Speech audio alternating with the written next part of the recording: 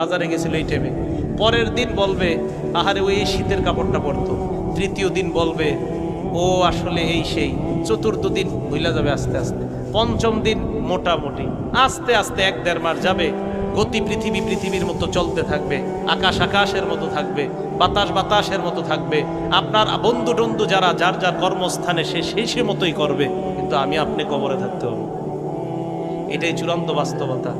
ইমানদারকে যখন বলবে আমি ইমানদারকে সত্যায়ন করলাম, আমার ইমানদার বান্দা যা বলছে সত্য কথা, এই কথা বলার পর আল্লাহ বলেন আফরিশুহু মিনাল জান্নাহ, আমার ইমানদার বান্দাকে কবরের মধ্যে দুনিয়ার মানুষ 3টা পাতলা কাপড় দিয়ে পাঠাইছে।